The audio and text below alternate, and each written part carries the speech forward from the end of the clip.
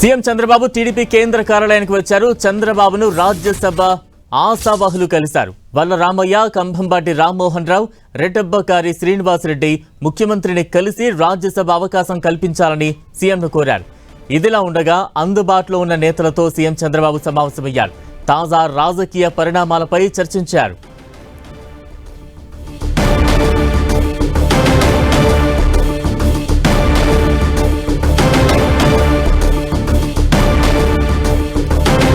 Breaking news చూస్తున్నాం. AP CM Chandrababu TDP కేంద్ర కార్యాలయానికి వచ్చారు. చంద్రబాబుని రాజ్యసభ ఆశావాహులు కలిశారు. వల్ల రామయ్య, కంభంపాటి రామ్మోహన్ రావు, రెడ్డెబ్బకారి శ్రీనివాసరెడ్డి ముఖ్యమంత్రిని కలిసి రాజ్యసభ అవకాశం కల్పించాలని కోరారు. ఇక మరింత అప్డేట్స్ అందించేందుకు మా ప్రతినిధి రవిచంద్ సిద్ధంగా ఉన్నారు. రవిచంద్, టీడీపీ కేంద్ర కార్యాలయానికి ముఖ్యమంత్రి చంద్రబాబు చేరుకున్నారు. ఈ నేపథ్యంలో రాజ్యసభ ఆశావాహులైతే ఇక్కడికి రావడం జరిగింది. ముఖ్యంగా సీనియర్ నేత కంభంపాటి రామ్మోహన్ రావు, వర్ల రామయ్య, రెడ్డెబ్బకారి శ్రీనివాసరెడ్డి ముగ్గురు కూడా తమకి రాజ్యసభలో అవకాశం కల్పించాలని కోరడం జరుగుతుంది. నిన్ననే తిప్పేస్వామి సచివాలయానికి వెళ్లి ప్రత్యేకంగా చంద్రబాబును కలిశారు. రాయలసీమలో బీసీ కోటాలో తనకు అవకాశం కల్పించాలని తిప్పేస్వామి కోరడం జరిగింది.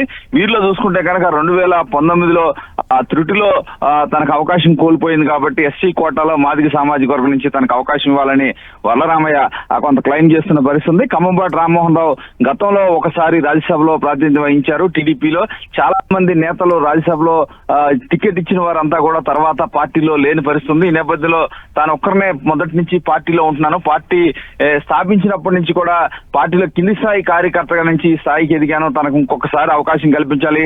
ఢిల్లీలో తాను చేసిన సేవలను కూడా ఆయన గుర్తు చేస్తున్నారు. ఎందుకంటే వేరే పార్టీలతో కోఆర్డినేషన్ జాతీయ స్థాయిలో కొంత క్రియాశీలకంగా రామ్మోహన్ రావు వ్యవహరిస్తారు. ఆయన కూడా ఈ విధంగా తనకు స్థానం ఇవ్వాలి, రాజ్యసభ స్థానం అని కోరుతున్నారు. అదేవిధంగా చూసుకుంటే కనుక రెడ్డెబ్బకారి శ్రీనివాసరెడ్డి ఇక్కడ ఆయన కడప జిల్లాలో కీలక నేతగా ఉన్నారు. 2014లో ఆయన అవినాష్ రెడ్డి మీద పోటీ చేసి ఎంపీగా ఓడిపోవడం జరిగింది. ఆ తర్వాత నుంచి పార్టీలో చాలా క్రియాశీలకంగా వ్యవహరిస్తున్నారు. ఆయన ఈసారి గతంలో ఇచ్చిన హామీ మేరకు, ఎందుకంటే మొన్న ఎన్నికల్లో ఆయనకి MP seat, Kadapa MP seat పోటీ చేయాల్సి ఉంది. కానీ ఆఖరి నిమిషంలో భూపేష్ రెడ్డికి ఇవ్వడం వల్ల తనకు అవకాశం ఇవ్వలేదు. కాబట్టి నాకు ఇచ్చిన హామీ మేరకు నాకు అవకాశం కల్పించాలి రాజ్యసభలో రెడ్డి సామాజిక వర్గ కోటాలో, ఎందుకంటే రాయలసీమలో ప్రధానంగా రెడ్డి సామాజిక వర్గం ఎక్కువగా ఉంటుంది కాబట్టి ఆయన కూడా ఆశిస్తున్నారు.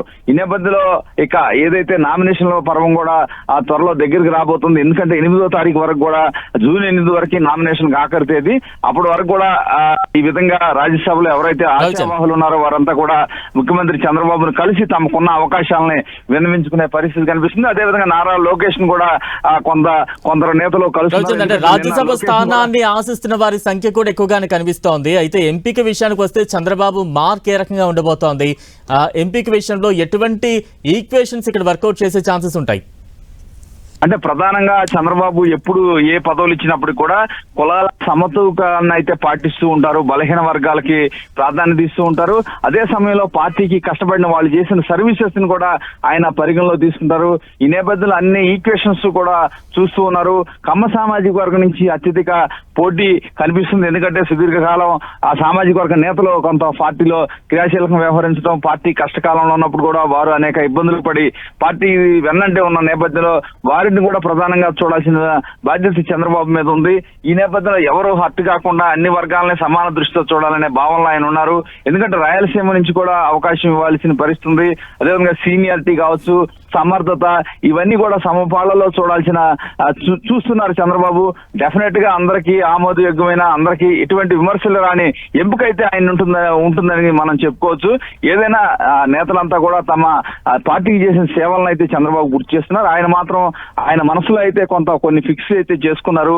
ఆ పారామీటర్స్ ప్రకారం అభ్యర్థులు ఎంపిక చేసే అవకాశం ఉంది. అయితే ఇప్పుడు వరకు కూడా తన మనసులో మాటని చంద్రబాబు ఇప్పుడు వరకు కూడా బయట పెట్టలేదు. బలరాం, అంటే ఎటువంటి వ్యూహాలతో చంద్రబాబు కావచ్చు, టీడీపీ అధిష్టానం కావచ్చు ముందుకు వెళ్లే ఛాన్సెస్ ఉంటాయి? ఎంపిక కాని వారిని ఏ రకంగా అకామిడేట్ చేసే అవకాశం ఉంటుంది? అంటే డెఫినెట్ గా, ఎందుకంటే ఈ 4 స్థానాలు ఉన్నాయి. దాంట్లో ఒకటి జనసేనకు పోయే అవకాశం ఉంది. బీజేపీకి ఇంతవరకు క్లారిటీ లేదు కాబట్టి దీంట్లో ఎక్కువ మంది నేతలను అకామిడేట్ చేయలేకపోవచ్చు. కానీ తర్వాత చూసుకుంటే కనుక రేపు వచ్చే నెలలో జూలైలో కావచ్చు 2 ఏదైతే గవర్నర్ కోటాలోని ఎమ్మెల్సీలు 2 ఉంటాయి. అదేవిధంగా చూసుకుంటే 2027లో కొంత 15 పైన ఎమ్మెల్సీ స్థానాలు ఖాళీ అయ్యే అవకాశం ఉంటాయి. లోకల్ బాడీస్ ఎన్నికలు కూడా జరుగుతాయి కాబట్టి వాటి నుంచి వచ్చే ఎమ్మెల్సీ స్థానాలు ఉంటాయి. అదేవిధంగా మరికొన్ని ఎమ్మెల్సీ స్థానాలు కూడా వచ్చే అవకాశం ఉన్న నేపథ్యంలో నేపథ్యంలో ఎట్టి పరిస్థితుల్లో కూడా వారికి న్యాయం చేసే అవకాశం అయితే ఉండదని పార్టీ తరఫున భరోసా ఇచ్చే అవకాశం కూడా ఉంది. ఎందుకంటే 2024లో పొత్తులో భాగంగా చాలా మంది సీనియర్ నేతలు తమ స్థానాల్ని కోల్పోవడం జరిగింది. ఈ నేపథ్యంలో చంద్రబాబు వారందరికి కూడా హామీలు ఇచ్చి ఉన్నారు. కొందరికి ఎమ్మెల్సీ హామీలు, కొంతమందికి రాజ్యసభ ఇచ్చున్నారు. కాబట్టి కొంతవరకు అయితే ఈసారి కొంత సీనియర్ నేతలకి ఒకరిద్దరికి న్యాయం చేసి ఎమ్మెల్సీ స్థానాల్లో మాత్రం ఎక్కువ వారికి న్యాయం చేసే అవకాశం అయితే కనిపిస్తోంది. Thank you Ravichandra.